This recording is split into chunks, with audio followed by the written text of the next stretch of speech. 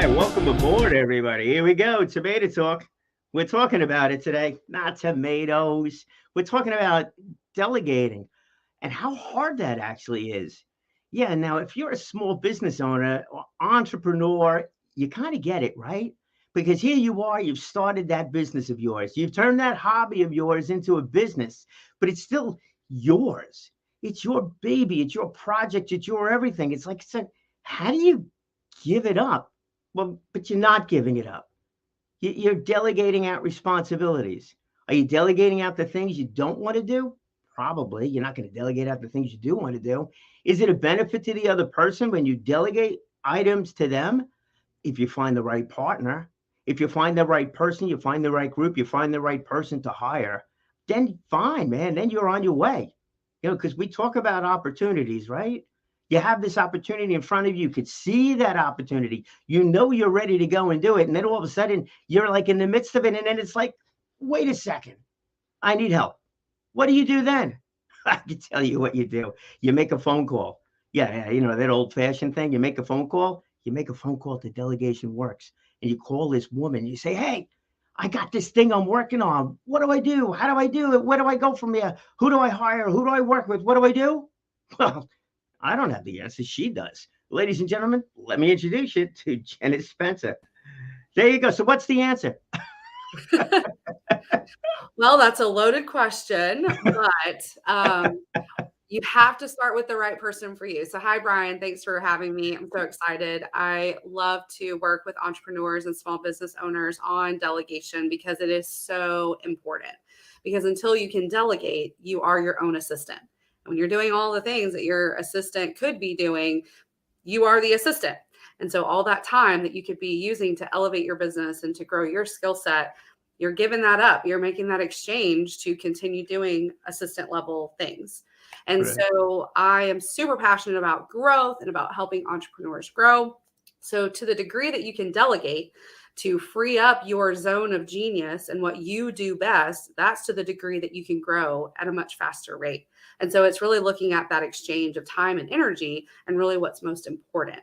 So the very first thing is you have to have the right assistant for you.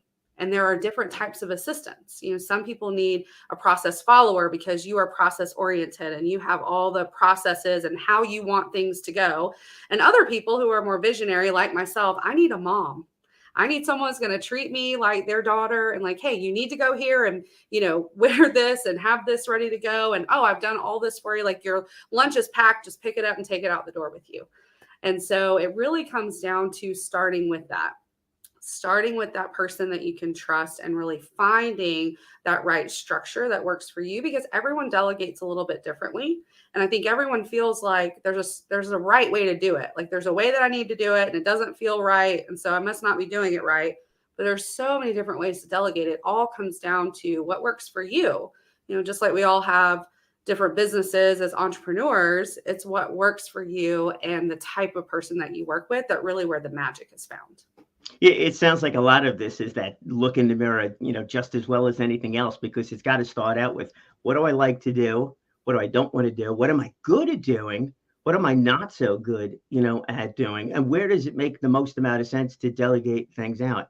And I know it's hard, as someone who's just getting started or you're like so passionate about it. It's like, oh, no, nobody can do it better than I can. Mm-hmm. I would tend to think that that's really not true. There are other people with various levels of expertise that would add to the equation, not take away, not steer you off course, but truly, truly add to that equation. Oh, absolutely. If that to-do list continues to grow and things continue to slip between the cracks and you're burning the candle at both ends, like those are kind of the major red flags of like, hey, I really need some help and I really need to delegate. And finding that right person for you and that right structure, there's all different ways that you can delegate and you can move at different speeds. And so it's really looking at, like you said, what am I really good at? What do I want to spend my time doing? And then how do I find the right person to come alongside me and to help get these things done? Because when you're an entrepreneur and really getting started or just coming out of, startup phase, you really need like a third arm, And that's what a lot of my clients say is like, I really need like an extension of myself because I need to get all these things done and it's all in my brain. But by finding that person that can take things, at least halfway, then you can come on and do the last 20% and it still has your touch to it. You're still the final eyes on it. There's still a lot of control that you can have without having to do every single step of the process. I think that's where a lot of people get hung up. They're like, oh, I need to do all of it. But if you really break it down into the smaller steps or let someone tell you, hey, I could do these 4 things of this 6-step process, then when you are seeing the last part of it, you still have that control to make sure everything was done to your standards or how you wanted it before it's kind of released or that final step is taken. I think a lot of people might forget that when they go to delegate, like, oh, if I delegate, I'm not going to see it again.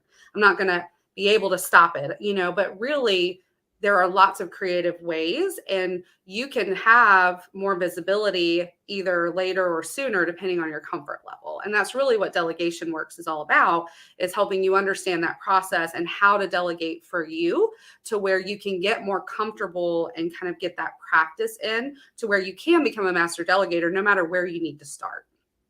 Right. Delegating does not mean you're giving it all away. It doesn't mean that it's all of a sudden becoming somebody else's project.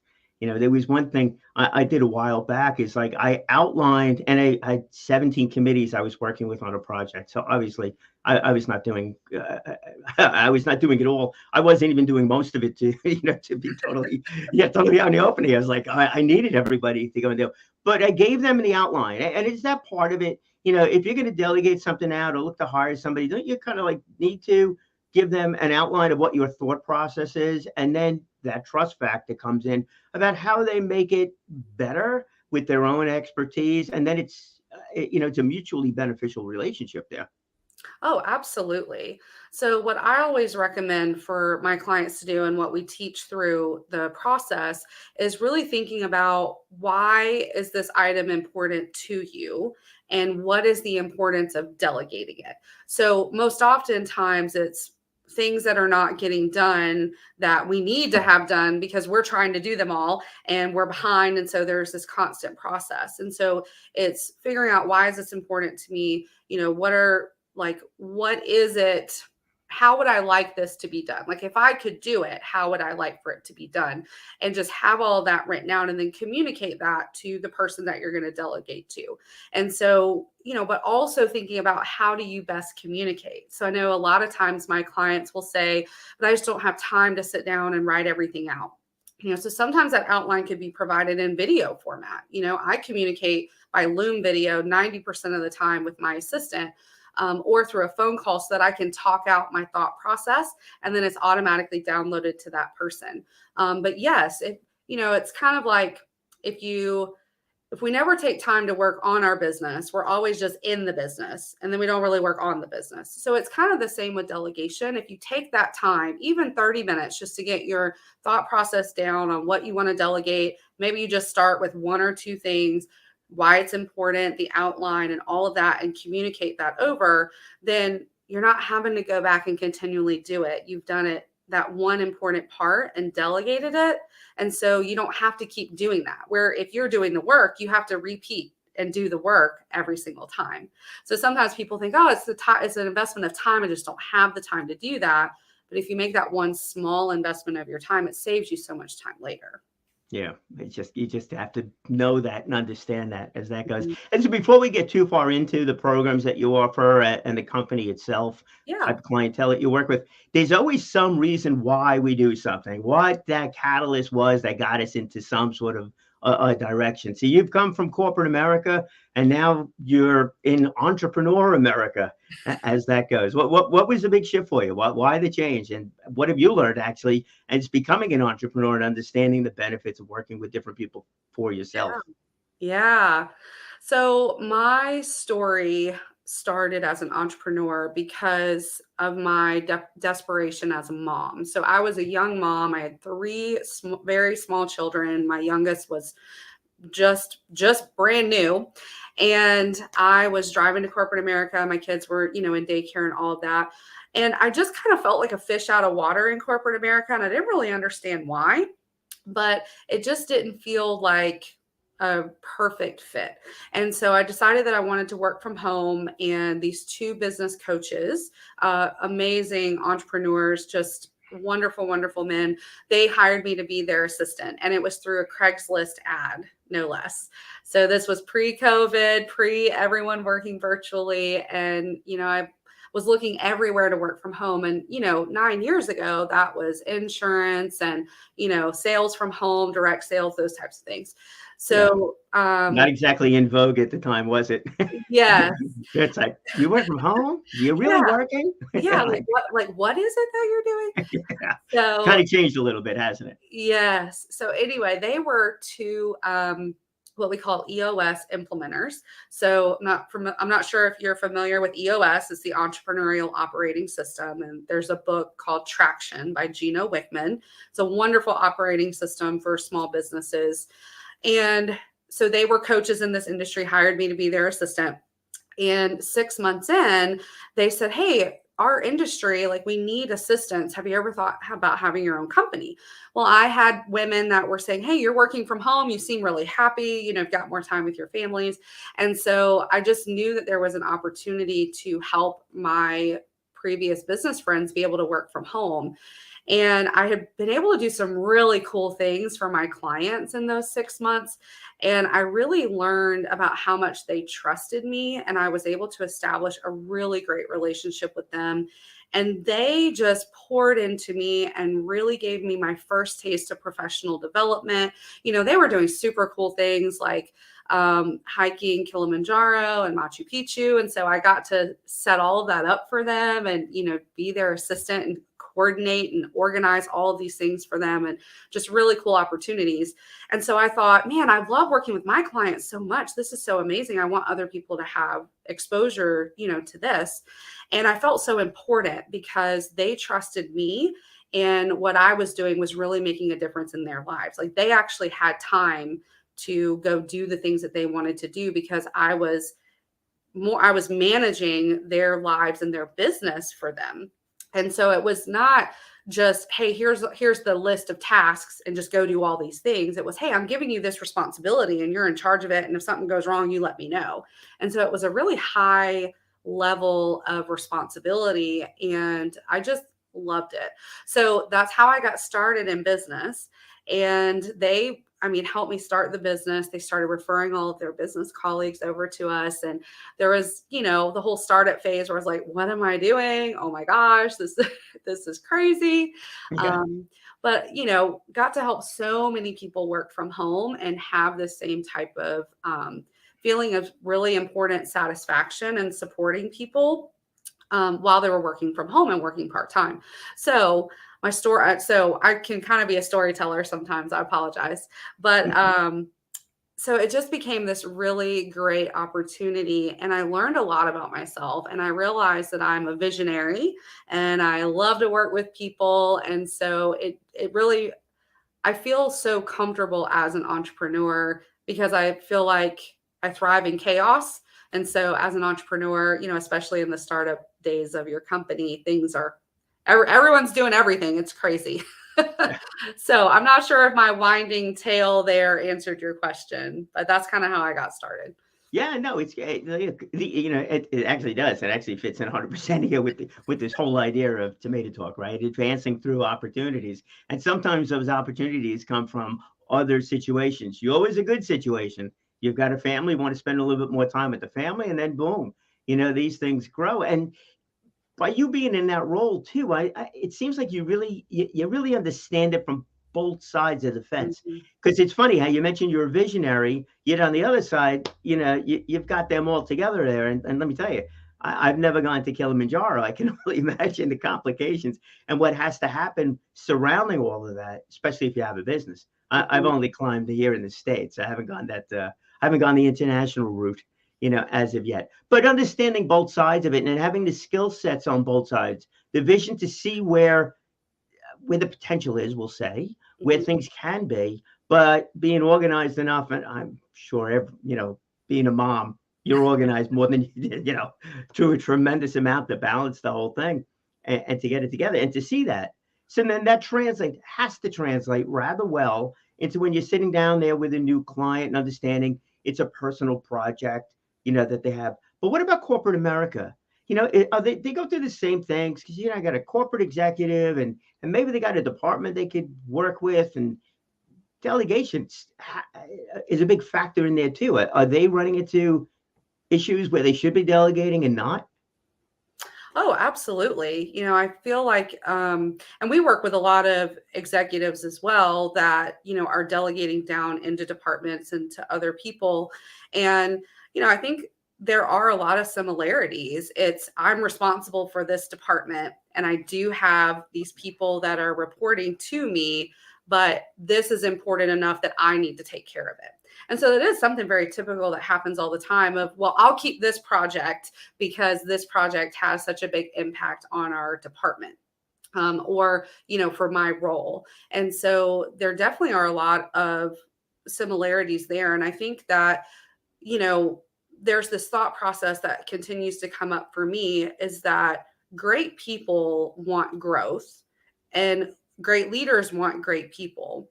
So what happens when we don't feed our great people that opportunity for growth and for advancement and responsibility?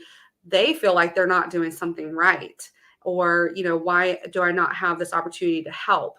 And so delegation and consistent and smart delegation, it feeds that cycle, right? Because their delegation never stops and you never stop growing as a leader, because I've never met a leader that's like, yeah, I need something else to fill up 10 hours of my week. It's always I'm at capacity and I need more time. And so as leaders, it's important to understand that there's many different ways you can delegate. Delegate to your family, delegate to your department, delegate to other people in your organization, delegate to an assistant. The delegation is not just to an assistant. It can be in many different facets, but that gives you the opportunity to grow every time that you delegate, because your people get better and they get better, they grow, they learn new things, they learn how to better support you, they learn your preferences more. And then you create just a little bit of space where then you can grow again as a leader. And then it kind of keeps this cycle going. Yeah. I'd heard if you really want to get promoted someplace, you got to get somebody else that could do your job. So then you could move on to something bigger. So without a doubt, delegating, is there. But how important then is it? So we're going to sit here, we're going to figure out our own strengths, our own weaknesses, those things that we could delegate, those things that we want to delegate, those things we'll still have our fingerprint on and make it work that way. So it works for us. But what about that other person? Really understanding who the personality, the goals of the person you are delegating to, that has to figure into the equation. Absolutely. So, I think it comes down to trust, right? Because when you're delegating, there is trust and there is synergy and there is relationship there. And so having that conversation, I think a lot of times leaders get stuck on, but I don't think I can delegate this. And so sometimes we take away that unique ability of the other person, or for them to exercise that, when we could say, I'd really like to delegate this. I'm a little nervous about losing control. How do you think we could tackle this? And what do you think you could do in the delegation of this process to meet that need?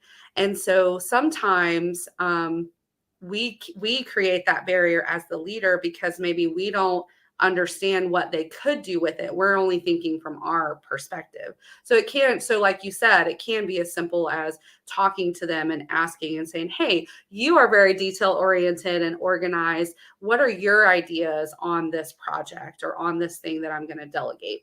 And so just giving them the space to talk that through, because I think sometimes that leaves that person being delegated to kind of like, well, what can I do? And they feel like they don't have the ability to offer suggestions. And so you're really taking away an opportunity and you're making things a lot harder for yourself in the process, because it could be much easier by letting them bring their ideas to the table.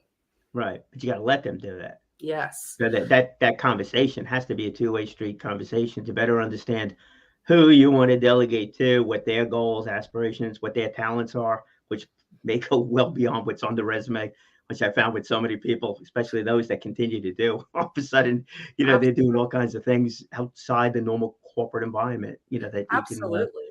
yeah, that you could pull from. Yeah. It's like, you know, I Yeah. didn't know it like even those guys, the two that you were working with, with the hiking and the rest of that stuff. So if they're hiking, that means they're involved in a bunch of other things, just as well. There's got to be health involved, exercise involved, stuff like that. Mhm. So it's, you never know what somebody else's interests are until you chat with them. And that becomes, super important along the way. But the trust factor is everything. It is.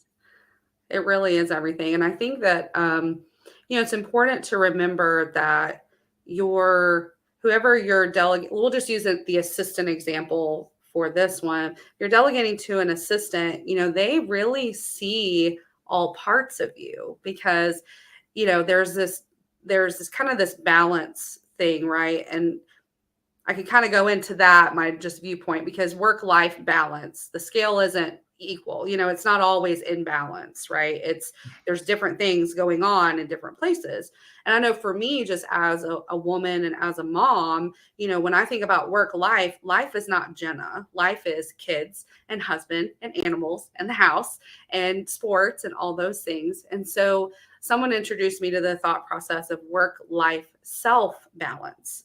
And so when you're delegating to an assistant, they see all three parts of you, because if one part of you is off balance, that affects the other parts. So if you've had something, strenuous going on or stressful at home, that's going to impact how you are at work. And so having that trust and being able to have that person that has your back to be able to say, yeah, I just had a late night with a family issue or something, your assistant can be there and can be equipped to support you and help. And sometimes we just have to allow ourselves to receive that and allow ourselves to have that trusting environment. But it really can be a great thing. And I found that's one of the biggest things just with our clients and with myself, and really opening up to that assistant. And just receiving that support. It's been really interesting to see, oh, I actually needed help with something personal.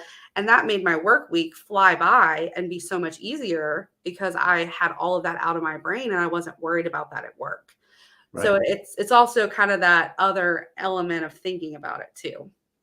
It gets rid of some of the other clutter stuff, and Mm-hmm. maybe get someone to talk to, call it an accountability partner, all the rest of that stuff. We could go down the route of mental health inside of this thing, as also, Yes. but we'll save that one for another day. What about the company? What exactly is the company? Can you explain how people can get involved and what you're really looking to offer with potential clients? Yes. So Delegation Works is actually my new company. So I got started with a company. My main company is AssistPro, and that is an outsourced assistant agency. And so that is there for people that say, I don't want to worry about the hiring or figuring out if this is the right person. I just want to hire somebody to help me get that right. So we have that kind of do it for you company approach. And then I've started Delegation Works because I kept meeting new entrepreneurs and new business leaders that were like, I would love to do that and to just get an assistant, but I actually want to learn how to delegate and I want to learn how to become a better leader through delegation in different aspects. So Delegation Works is a training platform, and we have our pilot course that we have released, and it's all about delegation, and it's about the three main pieces of delegation and it's the how to for delegation, and it has our proven process in it and a lot of tools so that you can start that cycle of delegation and then be able to move into more sophisticated levels of delegation as well. So it's a training course that you can do and do at your own pace, and take it as you go. This really is a look in the mirror. Yes. It's a true, who am I? Can I really do this? Am I too territorial? Right? Can I actually say this is the project I want you to work on? Things like that. That's great, because I go through that kind of a conversation with someone who says, they're coachable. I was like, yeah. So do you actually implement those opinions? No, I got the ideas. It's like, okay, you're not coachable, Yeah. and the rest of that stuff. So can you actually delegate? Sure, until it actually comes time to it. And so that's great that people can actually learn the process Mm-hmm. and their own capabilities and the benefits to them, the what's in it for me factor that goes along with it too, to show how much more they could generate. Yes. So it's Yeah. and that's an online class, and that's different than most other or any other I company think like that. It's the there's first time I've heard something in that respect. Yeah, there's lots of resources out there. I mean, you have the Michael Hyatts and the Dan Sullivans, and they have amazing resources. And I have been in their groups and love their resources. I just found with the hundreds of clients that we've served, even people that you feel like, oh, this is a great assistant for me. When you get to the point of, okay, I'm actually going to delegate, a lot of people still falter and they still say, oh, but wait, I don't know if I'm ready. I don't know if I'm ready. Yeah. So I wanted to provide something so simple that it could say, first do this and then do this. And if you're worried about this, go back to step one. So really teaching people that you're not just saying, great, here, I'm turning this over and I'm never going to look at it again. Delegating is a very personal journey, and you can go at whatever speed you want to go at and whatever you need to go at, but just get started. Because if you never get started, you're never going to do it. And it's just like, until you go to the gym, you're not going to the gym. Your health isn't going to change. So it's like you gotta pick up the weight and lift the first weight in order to lift weights. And so that's why the course is laid out the way that it is. There's a heavy component on discovery. So discovering yourself and understanding that you don't need what somebody else tells you need in an assistant. The things that are important to you, to the right assistant, those are also going to be important. So there's a heavy focus on who's the right assistant for you. And that answer is different for everyone. And then foundation. What do you need to have a good foundation to delegate? And how do you build that foundation? How do you become comfortable with delegating something? And then growth. So once you feel like you've mastered kind of the cycle of delegation, then how do you actually grow utilizing delegation? And that's where it gets really fun. So Yeah, I bet it does. Yeah, we've yeah. gone through now. We got a business plan, we got a marketing plan, and now we have this delegation plan. But it's all super important things. I guess, a new three-legged stool over here in Yeah. order to move the company into a positive and continuous growth mode, because you can't do it alone. People just don't do it alone. Yep. Very true. That's great. So when they're doing that, you're available for questions, as that goes? Oh, yeah. So we're available. So it's very simple. You just go to the site and you can purchase the course. And then I also offer delegation coaching. So if someone Okay. says, hey, I have an assistant, but I don't feel like we're growing, or I don't feel like I can delegate, there's a few different things that can be there, and I can help you explore what those are. Some people just need hey, I really want to delegate this, but I'm really scared. Could you just hold me accountable? And so we offer just different aspects of delegation coaching. And then, yes, we're available, anytime with questions that you have, and lots of tools and things are available. So we are going to start a community aspect to it, and that's to come. So lots of exciting things and more courses that will be revealed as well soon. So That's terrific. There really is. And the website's simple enough. Delegation works, right? delegationworks.com. Easy enough. Jen, I want to thank you so much for joining us here today. It's a lot of things to think about, especially the fact that, like, who's holding us back. And if it's us, that's a bad thing. They should be calling you. Yeah, move that ball forward. Take that first step, and all those other adages that are out there. Yes. Thank you, Brian. I really enjoyed this. Thanks for having me. Thank you. And I'll put the link up in the comment section for anybody. So again, thank you so much. Thanks. All right, let's go with here. The company is called Delegation Works, and it does. It does. We have to be able to delegate. We have to be able to bring on a partner. We have to be able to share responsibilities with someone, understanding our own side of it, what's in it for us, what our strengths, weaknesses are. You know what? It's that conversation. Once you have that, taking the participating in the program that Jenna offers, doing the coaching, whatever it might be, but understanding how you can move forward is great. And understanding how the other person can move forward along with you, man, sky's the limit, as always. I want to thank you so much for joining us here today on Tomato Talk. Top of mind, advancing through those opportunities. And when you find those opportunities, and when you delegate to grow with those opportunities, now more of you are going to speak well, speak often, and live inspired.